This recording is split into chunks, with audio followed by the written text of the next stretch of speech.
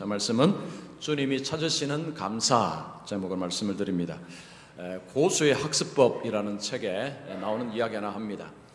미국의 그 엘리바마 주가 있고 거기에 엔터프라이즈라는 소도시가 있습니다. 거기는 땅콩 생산으로 굉장히 유명한 곳입니다. 거기에 재판소가 있고 그 재판소 앞에 비석이 하나, 돌비석이 있는데 이 돌비석에 이런 글귀가 있다고 합니다. 우리는 목화를 갉아먹었던 벌레에게 깊은 감사를 표한다. 이 벌레는 우리에게 번영의 계기를 주었고 하면 된다는 신념을 주었다. 목화 벌레들이여 다시 한번 그대들의 노고에 감사한다. 자, 이곳은 목화 생산지였습니다. 근데 1895년에 이 목화 벌레가 극성을 부려서 목화 재배를 못하게 되었습니다. 그래서 그때 그들이 땅콩을 심었습니다. 땅콩을 심어서 이게 땅콩 재배가 잘 되어서 번성을 하게 된 것입니다. 자, 그들이 누구에게 감사하고 있습니까? 누구에게 감사하고 있죠? 벌레입니다. 벌레. 그 벌레는 그들에게 고통을 준 존재들입니다. 근데 그들은 벌레들이여 깊은 감사를 표한다 라고 했습니다. 마치 그 벌레들이 자신의 삶을 새롭게 만들어준 것처럼, 그들의 삶을 변화시켜 준 것이 벌레인 것처럼, 이 감사를 누구한테 해야 됩니까? 하나님께 해야 됩니다. 하나님께서 그들의 아픔과 고통 속에서 건지시고 새 길을 열어주셨기 때문입니다. 하나님을 모르면 이렇게 됩니다. 하나님을 알지 못하면 엉뚱한 데 감사를 하게 됩니다. 요즘 그 시중에 여러분 감사에 관한 책들이 정말 많습니다. 감사는 정말 삶에 유익됩니다. 여러분 감사하며 사십시오. 이런 일반책입니다. 기독교 책이 아니고 일반 이런 책들이 많습니다. 급기야 이런 책도 있었습니다. 제가 책을 보니까요, 그 책의 저자가 아침에 일어나면 이렇게 외친답니다. 오늘도 진짜 최고의 하루였다. 너무 감사합니다. 근데 두 표현이 다 이상합니다. 아침입니다. 저녁이 아닙니다. 저녁에 오늘 최고의 하루였다 하면 말이 됩니다. 시작도 안 했습니다. 그런데 오늘 최고의 하루였다라고 이야기합니다. 그리고 너무 감사합니다. 누구에게 감사하는지가 없습니다. 두 가지 다 이상합니다. 저자는 이걸 선불감사라, 선불감사. 저는 살다 선불감사 처음 들어봤습니다. 여러분 감사는요, 누군가 자신에게 뭔가를 해주면서 거기에 반응해서 감사하는 것입니다. 왜 이런 일이 일어나느냐? 감사가 좋다는 것을 사람들이 안 것입니다. 감사하며 산다는 것 자체가 얼마나 좋은지를 사람들이 알기 때문에, 그래서 이제는 감사해야 됩니다 라고 하는 것입니다. 좋습니다. 여러분 감사하는 것이 정말 좋습니다. 그런데 우리가 볼 때 안타까운 것은 대상이 없습니다. 대상이 없습니다. 우리가 하나님께 감사하는 것이 옳습니다. 여러분 피조물은 창조주 하나님께 감사하는 것이 맞습니다. 그런데 창조주를 알지 못하니까 그 좋은 감사를 어디에 해야 될지를 모르고 심지어 벌레에게 감사하는 이런 일이 벌어지고 있습니다. 여러분 성경은 하나님께 감사하라고 이야기합니다. 골로새서 3장 17절 우리 같이 읽습니다. 시작. 무엇을 하든지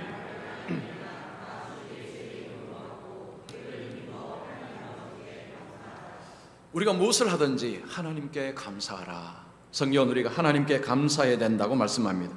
오늘은 맥주 감사주일입니다. 맥주라는 것은 이게 보리 수확을 해서 하나님께 감사하는 것인데, 우리는 뭐 농사를 짓는 것이 아닙니다.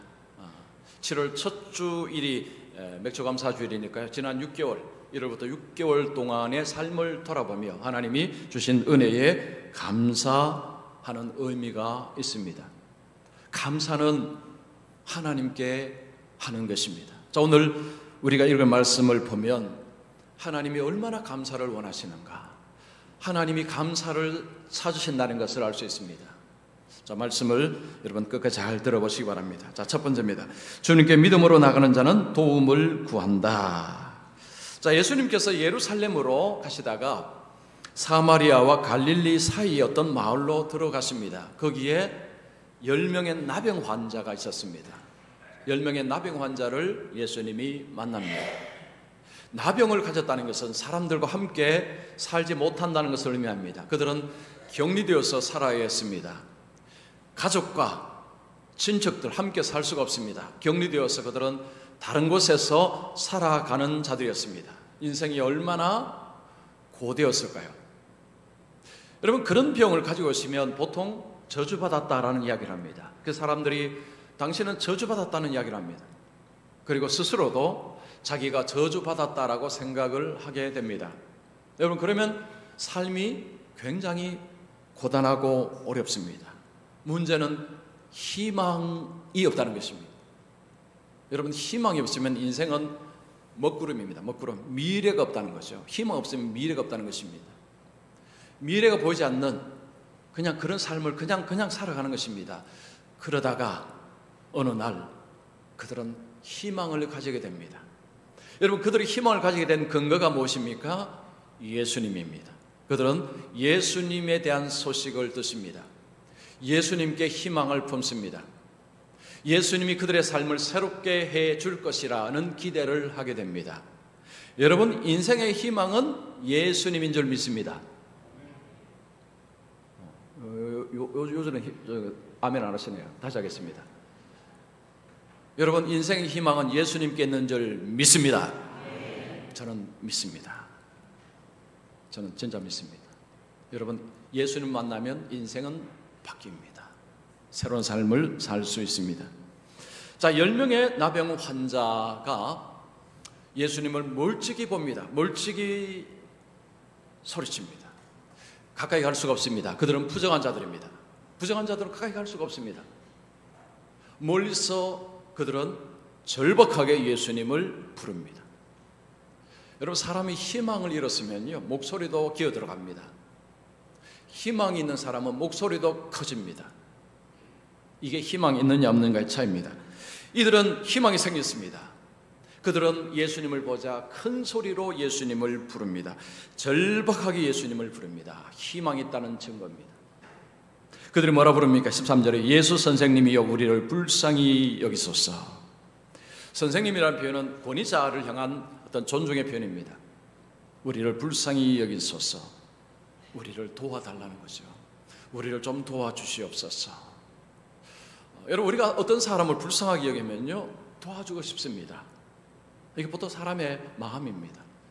제가 작년에 그 아들 보러 이제 미국에 갔을 때, 뭐 여러 이제 목회자들 만나는데 후배 목사 한 사람, 그 후배 목사는 제가 미국에서 유학할 때도 같이 공부했고 지금 미국에서 목회하고 있는 목사입니다. 근데 그 목사는요, 제가 만날 때마다 뭔가를 주고 싶은 목사입니다. 하여튼 주머니 있으면요, 그냥 막 주고 싶은 사람이죠. 그런 목사였습니다. 근데 이 목사가 저보고, 목사님, 사람들이 저를 자꾸 도와줍니다 라고 이야기합니다. 그러면서 한 사례를 이야기하는데요, 그 이제 박사학위 논문을 쓰면서 집 근처에 스타벅스를 갔답니다. 스타벅스에 가서 커피 한 잔 시키고 이제 이렇게 논문을 쓰고 있는다. 그래서 이제 며칠을 계속 갔습니다. 어느 날 직원이 돈을 안 받고 그냥 커피를 마시라고 주더랍니다. 그래서 그냥 땡큐 하고 그냥 마셨습니다. 근데 그 다음 날 갔는데 또 그냥 주더랍니다. 그냥 땡큐 하고 먹고 했는데 마셨는데 그 다음 날 또 공짜를 주더랍니다. 그래서 물었답니다. 왜 자꾸 공짜로 주십니까? 하니까 그 직원이 하는 말이 그냥 이렇게 하고 싶습니다라고 하더랍니다. 뭐 다른 말도 없었어요. 그냥 이렇게 하고 싶어서 합니다라고 하더랍니다. 그래서 거기서 그냥 공짜 커피를 마시면서 계속 이제 논문을 썼습니다. 이 목사가 저한테 이야기하기를, 목사님, 제가 참 어려운 일들 많았는데 많은 분들이 저를 도와주셔서 제가 참 어려운 문제를 많이 해결을 했습니다. 그러면서 사람들이 왜 자꾸 저를 도와주는지 모르겠습니다 라고 했습니다. 그래서 제가 입으로 말을 해주려고 하다가 속으로 대답했습니다. 당신이 너무 불쌍하게 보였어. 그렇다고 외모가 이상하거나 그렇지 않습니다. 좀 엄밀하게 분석하자면요, 이 목사는 굉장히 자기를 낮춥니다. 말도 자기를 낮추고요, 행실도 보면 자기를 낮춥니다.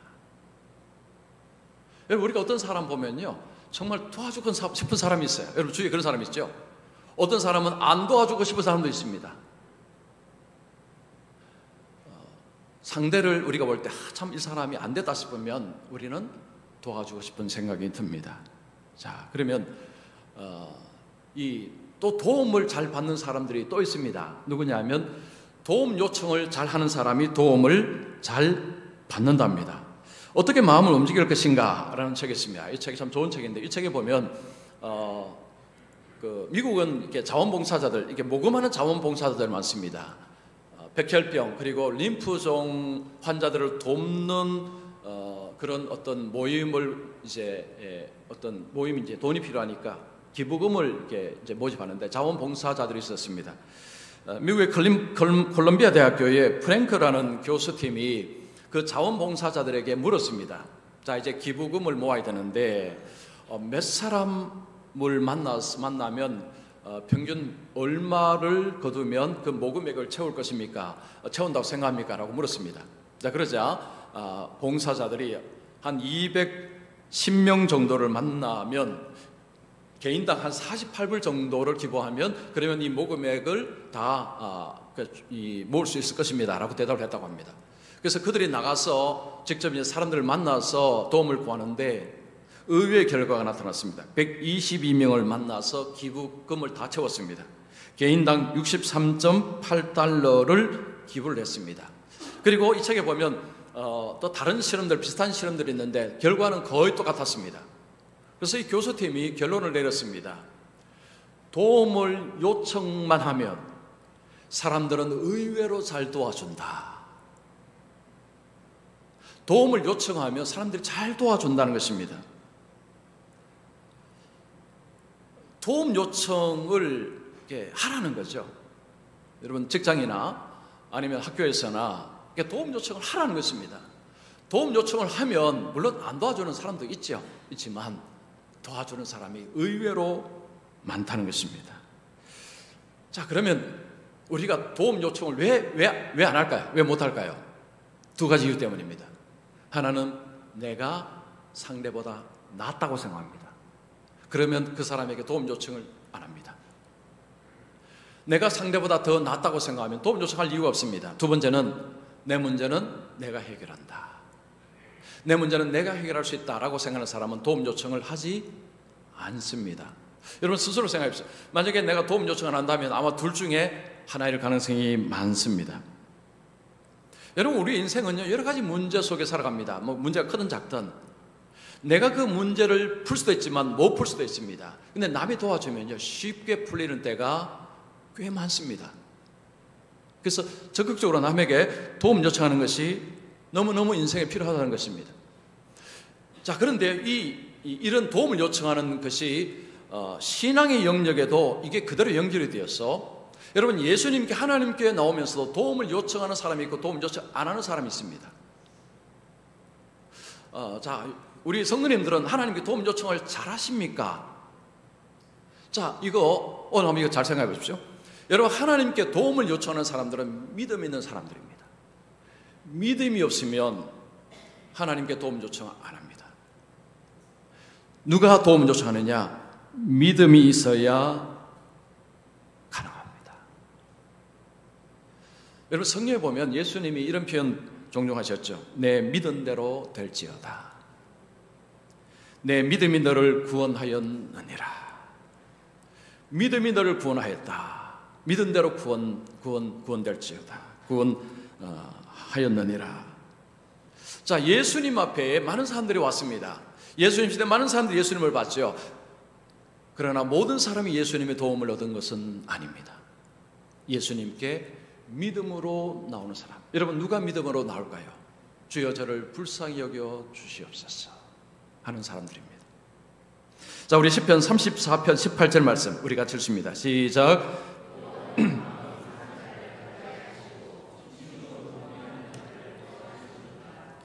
마음이 상한 자, 중심으로 통회하는 자, 자기를 낮추는 자입니다. 자, 우리가 주님을 섬기면서 주님 저를 도와주시옵소서라는 것이요, 뭐 다 그렇게 하지 않습니까? 라고 하지만 이게 그렇지 않습니다. 신앙생활 계속 하다 보면요, 그게 잘 안 됩니다. 내 문제 뭐 내가 해결하지 뭐. 자, 우리가 하나님께 도움을 요청하면 하나님이 다 도와주시는가? 물론 그렇지는 않습니다. 여러분, 모세가 가나안 땅에 못 들어갔습니다. 가나안 땅 입구에서 하나님, 저도 좀 들어가고 싶습니다 하니까 너 안 된다고 했습니다. 바울은 육체의 가시로 인해서 힘들었습니다. 하나님, 이것 좀 빼주십시오. 안 된다고 했습니다. 하나님은 우리 모든 기도를 들어주시지는 않습니다. 그러나 성경에서 보면 하나님 앞에 겸손히 엎드리는 자의 기도에 하나님이 응답하는 것을 볼 수 있습니다. 특별히 우리에게 필요한 것들, 필요를 하나님께서 채워주십니다. 저는 경험을 참 많이 했습니다. 하나님 앞에 구한다는 것이 얼마나 중요한지 저는 너무너무 많이 경험했습니다. 여러분, 하나님께 구하는 것은요, 믿음이 없이는 못 구합니다. 구하는 자가 얻는 것입니다. 자, 오늘 이 본문 속에 이 10명의 나병 환자가 멀리서 주여 우리를 불쌍히 여겨 주시옵소서라고 했습니다. 그들은 고침 받았죠. 자, 고침을 받은 자가 해야 될 것이 뭐냐? 두 번째입니다. 하나님의 도움을 받은 자가 반드시 해야 할 일은 감사다. 자, 10명의 나병 환자들이 주여 우리를 불쌍히 여겨 주소서라고 했는데, 자, 그 다음에 주님의 반응이 놀랍습니다. 그래, 알았다고 바로 고쳐주셨습니까? 아니요, 고쳐주지 않았습니다. 안 고쳐주셨습니다. 주님이 그들에게 뭐라고 하십니까? 14절에 가서 제사장들에게 너희 몸을 보이라. 이게 무슨 말일까요?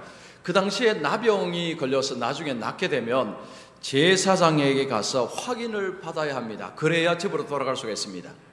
요즘처럼 하면 이제 의사의 진찰을 하고 이제 검사해서 이제 다 낫습니다라고 공식적으로 확인해 주는 것입니다. 제사장이 이제 그 일을 하는데, 지금 그들의 병이 낫지도 않았는데 예수님은 제사장에게 가라고 이야기합니다. 몸을 보이라는 거죠. 자, 여기서 가느냐 마느냐 둘 중에 하나입니다. 우리 성도님 붙으면 그때 가실까요, 안 가실까요? 여러분, 이게 가는 게 쉽겠습니까? 안 가는 게 쉽겠습니까? 안 가는 게 쉽습니다. 왜냐? 이거 가기 위해서는요, 믿음이 있어야 됩니다. 믿음이 있어야 갑니다. 믿음이 없으면 안 갑니다. 자, 놀랍게도 10명이 다 갑니다. 언제 지음을 받았습니까? 14절 후반절에 그들이 가다가 깨끗함을 받은지라.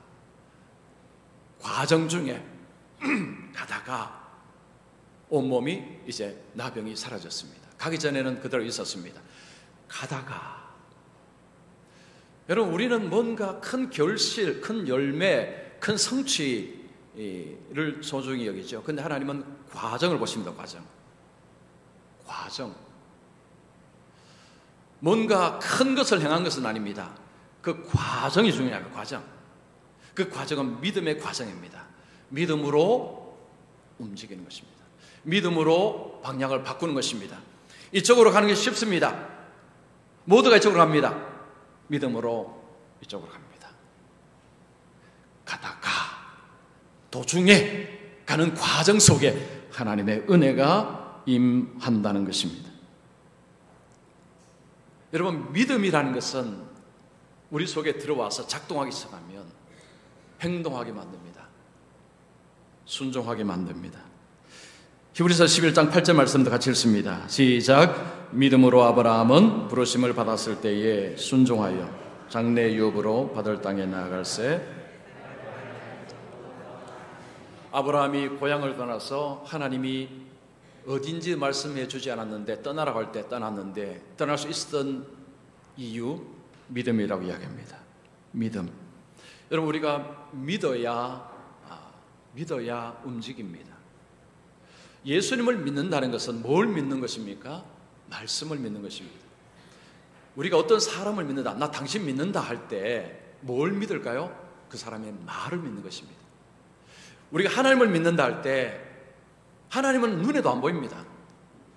하나님의 말씀을 믿는 것입니다. 하나님의 말씀이 어디에 있습니까? 성경입니다. 성경은 하나님의 말씀입니다. 그래서 믿음은요, 성경 66권을 하나님의 말씀으로 믿는 것입니다. 더 상세하게 말하면 그 말씀이 그대로 이루어질 줄 믿는 것입니다. 그래서 성경을 따라서 사는 삶은 믿음의 삶입니다. 자, 그렇게 살아가다가 도중에 뭘 만납니까? 하나님의 손길, 하나님의 섭리, 하나님의 도우심을 경험하는 것입니다. 언제요? 가는 도중에. 우리 아직 천국 안 갔습니다. 우리 다 지금 이 땅에 있습니다. 우리는 과정 속에 있습니다. 이 과정 속에서 하나님의 손길, 하나님의 도우심을 경험하는 것입니다. 말씀을 믿는다는 것이 믿음의 핵심입니다. 여러분, 하나님의 말씀, 성경 66권 선별적으로 믿는 것, 그 믿음이 아닙니다. 전체를 믿어야 됩니다. 창세기 1장 1절부터 요한계시록 마지막 절까지 전부 하나님의 말씀입니다. 그 말씀이 그대로 될 줄로 믿습니다. 이게 믿음입니다. 오늘날 유사 믿음이 많습니다. 어떤 것은 걸어내고 어떤 것은 취사하고, 이건 믿음이 아닙니다. 믿음은 전체가 하나님의 말씀임을 믿는 것입니다.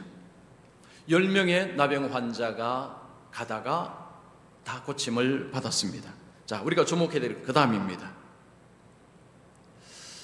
만약에 성도님들께서 그 중에 한 명이라면 이 몸이 나았습니다. 제일 먼저 어디 가시겠습니까? 집이겠죠. 집. 식구들한테. 이제 내 몸이 다 나았다. 이제는 내가 같이 살 수 있다.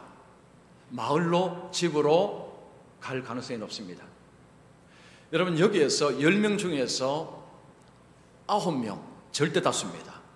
9명이 그런 것 같습니다. 정말 어디 갔는가는 이야기하지 않지만, 여러분, 우리가 상식적으로 생각하면 집으로 뛰어갔을 가능성이 많습니다. 그런데 한 명은 달랐습니다. 9명하고 한 명은 달랐습니다. 9대1입니다. 9대1. 여러분, 9명 쪽에 서기가 싶습니까? 한 명 쪽에 서기가 싶습니까? 9명입니다. 이게 대로입니다. 대로. 한 명은 좁은 길입니다.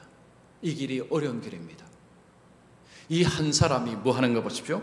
15절에 그 중에 한 사람이 자기가 낳은 것을 보고 큰 소리로 하나님께 영광을 돌리며 돌아와, 하나님께 영광을 돌리며 돌아온다는 것입니다. 어디로 돌아옵니까? 예수님께. 16절에 예수의 발 아래에 엎드려 감사하니 그는 사마리아 사람이라. 하나님께 찬송합니다. 하나님 감사합니다. 그리고 그가 예수님 앞에 무릎을 꿇었습니다. 감사합니다. 이 사람이 사마리아 사람이라 라고 적어 놓습니다. 의도가 있습니다. 나머지는 사마리아 사람이 아니다 라는 의도가 있죠. 사마리아 사람은 그 당시에 유대인들이 이방 취급했던 사람들입니다. 이방 취급. 이게 사마리아는 북이스라엘 수도입니다. 나라가 망하면서 이제 이 해외 다른 민족들이 들어와서 피가 섞여 버렸습니다. 유대인들이 볼 때는 이 북쪽은 저 유대인들이 아니었습니다. 그래서 이방인 취급했습니다. 그런데 그 사람이 하나님께 오고 하나님께 와야 될 사람은 안 왔다는 거죠. 의외의 일이 벌어진 것입니다. 이게 놀라운 일이 벌어진 것입니다. 제가 목회를 하다 보면 이런 비슷한 일들이 종종 일어납니다. 의외의 인물들이 아주 중요한 이런 경우들이 있습니다. 지금 이 사마리아 사람은 오히려 집으로 가야 될 사람인데 이 사람이 오히려 거꾸로 왔다는 거죠. 그러니까 와야 될 사람은 안 오고 안 와야 될 사람이 왔다는 것입니다. 이런 지금 일이 벌어진 것입니다. 예수님이 뭐라고 말씀하시죠? 17절에 10사람이 다 깨끗함을 받지 아니했느냐? 그 9은 어디 있느냐? 예수님이 지금 9명을 찾습니다. 아니 10명이 다 깨끗함 받는데 왜 혼자만 왔느냐는 거죠. 9명을 찾으십니다.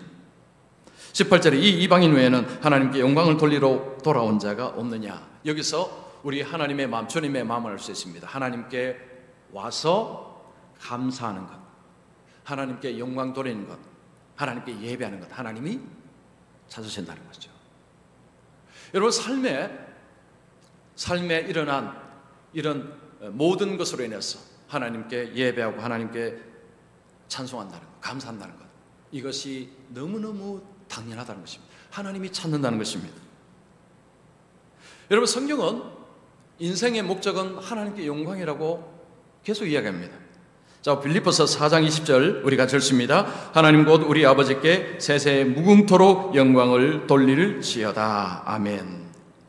우리 하나님께 영광을 올려드리는 것, 세세 무궁토록. 그리고 천국에서도 우리 하나님을 찬송하는 것이 인생의 본문이라는 것입니다. 인생이 정말로 좋을 때가 언제냐, 가장 아름다울 때가 언제냐, 하나님을 찬송할 때. 모든 것이 하나님 은혜입니다. 하나님 영광을 받으소서. 가장 아름다운 모습입니다. 세상에 제일 아름다운 모습이 바로 그 모습입니다.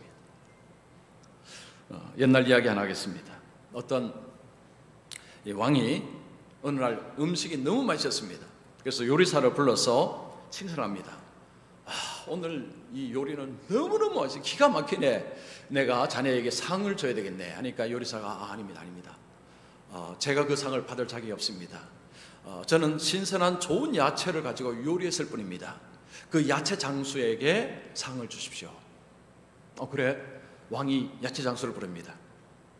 야채 장수에게 자네가 참 좋은 그 재료를 이게 납품했기에 팔았기에 내가 아주 좋은 음식을 먹을 수 있다네. 내가 자네에게 상을 주겠네 하니까 이 야채 장수가 아닙니다. 제가 그 상을 받을 수가 없습니다. 이 야채를 재배한 농사꾼에게 상을 주시면 되겠습니다. 그랬습니다. 그래.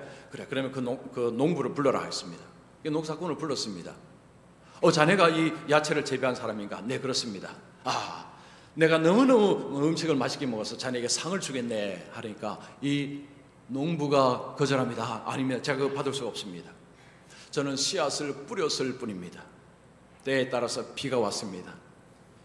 햇볕이 부어졌습니다. 저는 잎사귀를 만들 수도 없습니다. 열매를 저는 만들 수가 없습니다. 때를 따라 비를 내리시고 때를 따라 햇볕을 주시는 하나님 덕분에 이 야채를 재배할 수 있었습니다. 하나님께 영광을 올려드려야 됩니다 라고 했습니다. 이 이야기를 누가 만들었는지 정말 잘 만들었습니다. 여러분, 우리가 6개월 동안 그죠? 열심히 살았습니다. 열심히 사셨죠. 회사 열심히 다니시고 직장 열심히 또 하여튼 열심히 다 사셨죠. 근데 우리는 숟가락 하나 얹는 것밖에 안 된다는 것입니다. 밥상에 숟가락 하나 얹는 정도밖에 안 됩니다. 하나님이 하셨습니다. 자, 여기서는 아멘도 잘해 주시면 좋겠습니다. 하나님이 다 하셨습니다. 여러분, 정말 마음으로 동의가 되셔야 돼요. 정말 맞습니다. 하나님이 하셨습니다. 지난주에 시청에서 대형사고가 일어났습니다. 여러분, 차가 얼마나 우리에게 편리함을 줍니까? 근데 그 차가 흉기가 될 때는 엄청난 끔찍한 일을 저질 수 있다는 것 늘 알지만 이번에 그 사건을 통해서 봅니다. 여러분, 거기에 있던 사람이 그 사건을 만날지를 어떻게 알겠습니까? 알았으면 안 갔겠죠. 우리 인생이 이렇습니다. 내일을 모릅니다. 지금 당장을 모릅니다. 그래서 우리가 하나님께 도움을 구해야 되죠. 하나님, 오늘도 하나님 저를 도와 주시옵소서. 하나님이 저를 돕지 않으시면 저는 아무것도 할 수가 없습니다. 하나님께서 저를 붙들지 않으시면 저는 제 인생길을 옳게 살 수가 없습니다. 여러분, 우리가 인생을 곰곰이 생각해 보면요, 전부 하나님의 은혜입니다. 우리가 보통 어려움이 있을 때는 하나님의 은혜가 잘 안 느껴집니다. 왜 이렇게 어렵지? 하나님은 나를 사랑하지 않으신가? 하나님은 나를 외면하시는가? 하나님 내 기도도 안 들으시는가? 이런 오해를 많이 하는데 이제 시간이 지나서 돌아보면 어떻습니까? 그때도 하나님은 함께 하셨습니다.